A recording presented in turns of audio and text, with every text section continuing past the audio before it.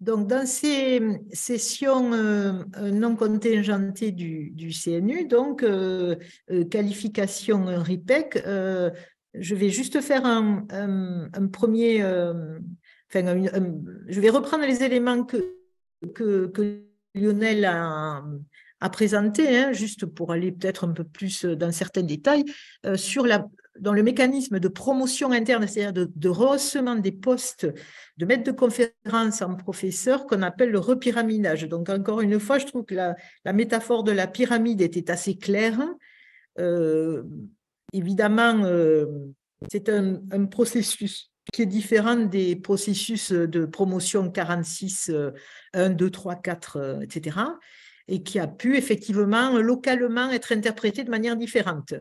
Le cadrage était quand même assez flou, hein, puisque c'est une prérogative que je qualifierais de régalienne, hein, c'est-à-dire que c'est le président d'université ès-qualité qui va décider de qui est repyramidé. Donc, à la limite, on aurait pu avoir un coup de force d'un président ou d'une présidente qui décide de prendre les dossiers comme ça, sans passer par les instances. Hein. Voilà, donc la plupart des établissements ont joué le jeu, ont mis en œuvre des processus de sélection, etc., avec 4 dossiers qui remontaient au président sur les N dossiers. Donc, c'était ça, hein, les étapes de la... Bon, c'était plutôt une mastaba qu'une pyramide, hein, mais bon, c'était ça l'idée. Hein.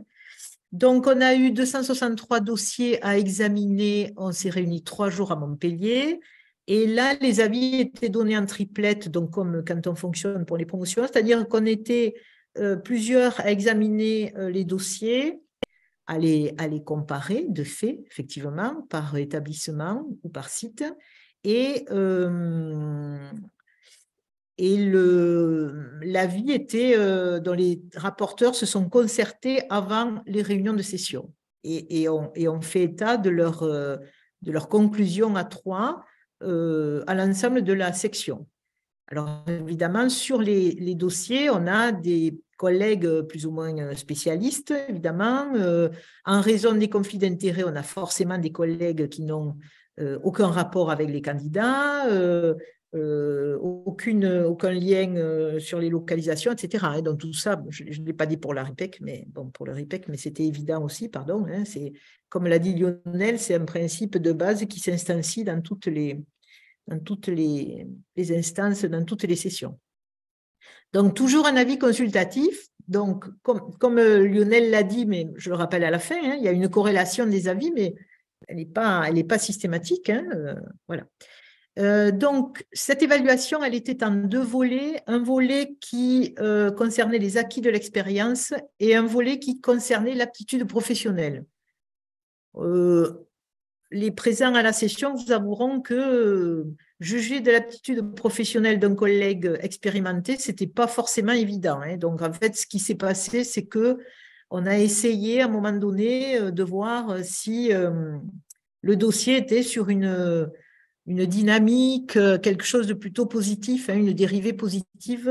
Voilà, ça, la notion d'aptitude professionnelle nous est apparue comme une espèce d'incongruité quand même, bon, face à des collègues qui exercent déjà le métier. Hein, mais bon. Donc, sur ces 2 volets, on avait 3 critères qui étaient l'investissement pédagogique, l'activité scientifique et les responsabilités collectives et d'intérêt général. 3 possibilités, 3 niveaux, hein, avis très favorable, favorable ou réservé. Et donc, à l'issue de la session, sur chaque dossier, le résultat était sur les 2 volets, donc sur chacun des volets, 3 appréciations et puis un commentaire global qui rappelait les statistiques sur les avis rendus et puis une ou plusieurs phrases qui explicitaient, soulignaient les points majeurs de l'avis et un avis qui était partagé par toute la section, puisqu'évidemment, à chaque fois, tout est voté, etc.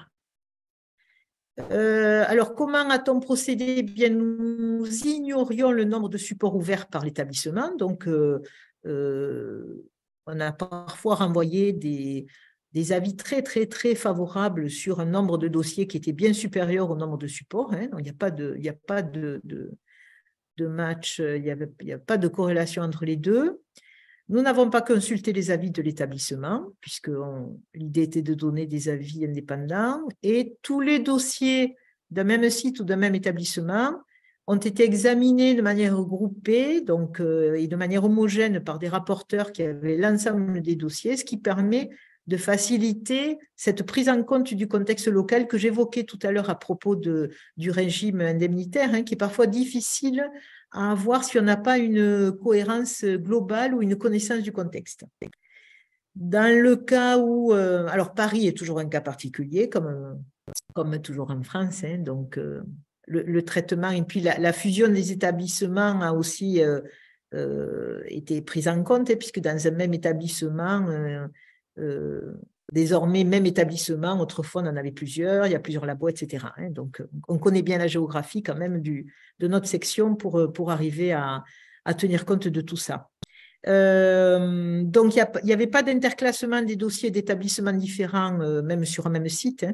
Voilà, donc ça donne quand même une cohérence globale. Et puis, comme je l'ai signalé tout à l'heure, ça permet de mettre en avant justement l'incohérence et le cas où peut-être à un moment donné, il faudrait qu'il y ait un peu plus d'organisation locale pour essayer d'éviter d'avoir des choses dissonantes ou qui jettent un discrédit sur les dossiers. Donc, sur ces deux parties, acquis de l'expérience et aptitude, on a examiné la carrière. Alors, il faut être bien conscient que ceci se fait depuis le recrutement, donc, et pas comme le régime indemnitaire sur une fenêtre donnée. Et donc, on a essayé d'évaluer la dynamique du dossier sur les années les plus récentes, avec évidemment les indicateurs dont on peut disposer. Donc, dans le vecteur de notes, on a essayé de mettre en avant les éléments les plus saillants avec un commentaire textuel. Et donc, il y avait une manière de dire qu'on trouvait que la personne méritait de poursuivre le processus, qui était mérite de donner lieu à audition. Et effectivement, le nombre de dossiers ayant bénéficié de cette mention a pu être supérieur au nombre de supports de l'établissement qui nous étaient inconnus. Ce n'est pas qu'on n'en a pas tenu compte, c'est qu'ils nous étaient inconnus. Pour nos collègues maîtresses de conférences, donc 31% des candidatures, sachant que donc, le pourcentage de femmes MCF, je vous le rappelle, est de 26%. Donc, on a eu des candidatures courageuses. Et nos référents égalité pendant la session ont appliqué un algorithme assez homogène pour traiter tous les dossiers, donnant 2 points à un avis A, 1 point à un avis B, 0 point à un avis C. Ça nous permettait d'avoir une note vecteur des 6 avis, les 2 composantes acquis, aptitude, et pour chacune les 3 volets. Donc, ça nous permettait d'avoir une note entre 0 et 12. Et la note moyenne des candidatures féminines est, bravo mesdames, supérieure à la note moyenne des candidatures masculines. Et vous avez ici un détail des notes. Voilà. Alors, tout ça, évidemment, est un constat. Il n'y a aucune discrimination sur les dossiers, moyennant tout ce qu'on a dit de prise en compte d'éventuels congés, paternité, maternité, etc. Là aussi, sur des moments creux ou des moments de carrière qui sont peut-être moins dynamiques. Donc, les avis ont été attribués de la manière suivante. Donc, vous voyez qu'il y a eu quand même beaucoup d'avis très favorables, ce qui est quand même rassurant par rapport au fait que nos collègues sont reconnus dans leurs activités et peut-être même qui pourraient retranscrire un certain taux de pression en section 27 par rapport aux possibilités, etc. Donc, c'est peut-être un signal à faire revenir aux établissements sur le fait que dans la mesure où dorénavant, là, on va avoir encore 2 sessions de promotion interne 2023-2024, avec des possibilités qui seront ouvertes sur les sections, on peut peut-être insister sur le fait qu'on aurait peut-être besoin de repyramidage dans certaines sections plus que dans d'autres. Voilà. Donc, les recommandations de la section pour la rédaction des dossiers, Encore une fois, comme l'a dit le président tout à l'heure, les notices sont disponibles sur le site du CNU.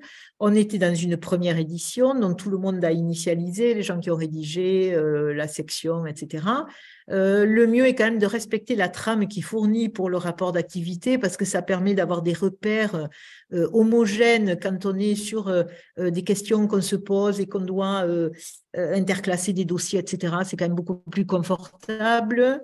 La promotion étant une promotion de corps, c'est sur l'ensemble de la carrière qu'il faut constituer le dossier et pas essayer de réutiliser un dossier de demande de promotion qu'on a sous la main, hein, donc essayer de resituer les évolutions de carrière, etc.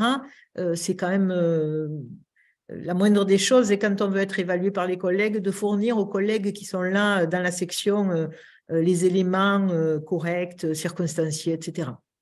Les responsabilités, comme je l'ai dit tout à l'heure, doivent se présenter dans la bonne case, entre guillemets, hein, même si parfois on sait bien qu'il y a des responsabilités qui sont transversales et qui peuvent impliquer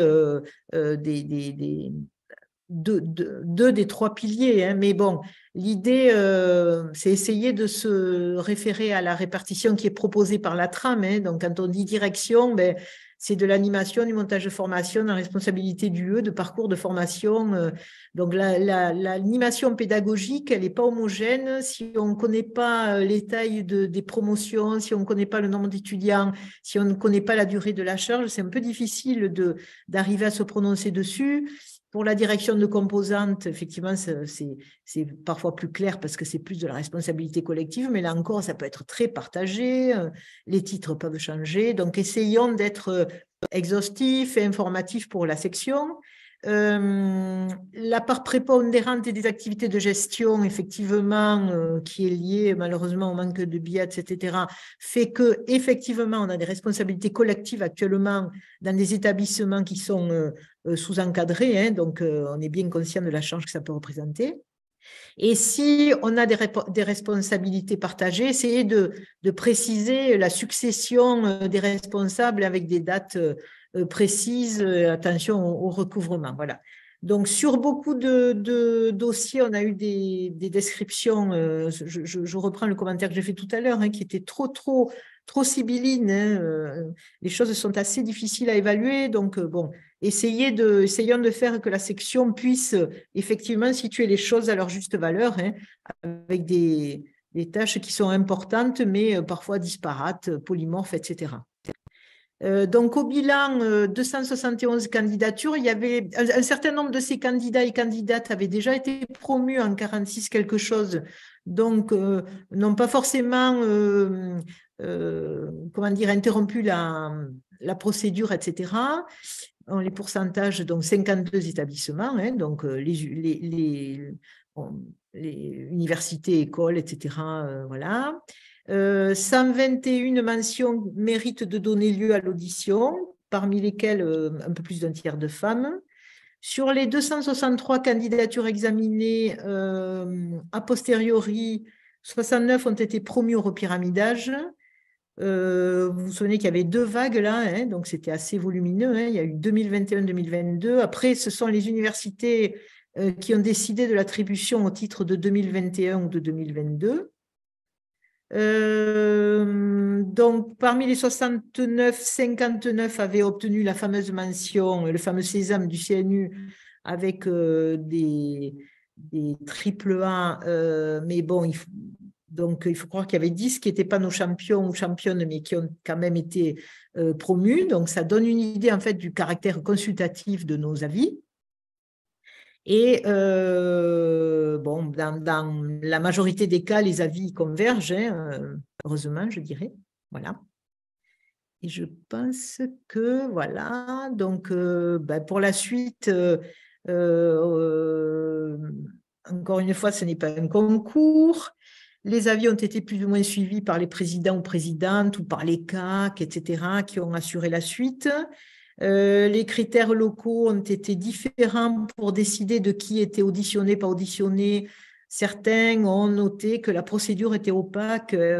Bien, la procédure était nouvelle et parfois elle n'a pas été facile à mettre en œuvre. Parfois, les sections dans un même établissement, on choisit des procédures différentes, on fait appel à des rapporteurs extérieurs, pas extérieurs, tout ça, évidemment, échappe totalement au CNU. Un certain nombre de recours plus ou moins gracieux ont été posés au niveau des établissements et puis du Conseil d'État. Et les avis, effectivement, n'ont été connus qu'à la fin du processus, puisque l'avis CNU n'était qu'une étape de ce processus. Donc, beaucoup de collègues ont demandé à être informés de manière plus large, mais il nous était impossible, effectivement, de les informer, puisque l'avis était une des étapes de voilà, de cette remontée.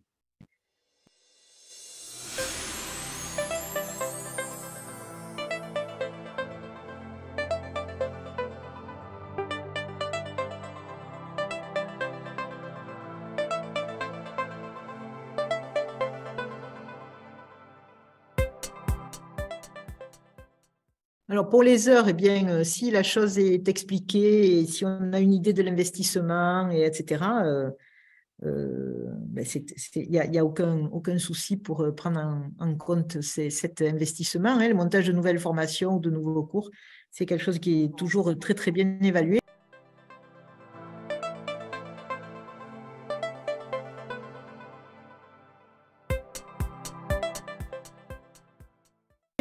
Et pour les publics, ben, je pense que Nicolas a répondu tout à l'heure, hein, c'est-à-dire si ça relève de la discipline ou du cœur de la discipline, encore une fois, il faut expliquer quel est l'apport, quelle est la part d'informatique et quel est le cœur de la problématique sur ces publications. Les modes on le sait que les modes de publication sont différents, hein, que les revues en santé, il y a 25 auteurs, que l'ordre des auteurs a une importance pour les médecins.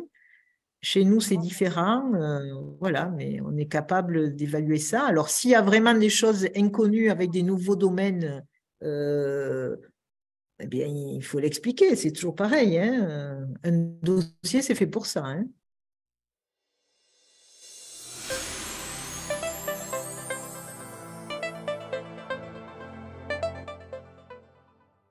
On le trouve sur sur le serveur Galaxy, on a l'avis du CNU à la fin du processus. Voilà.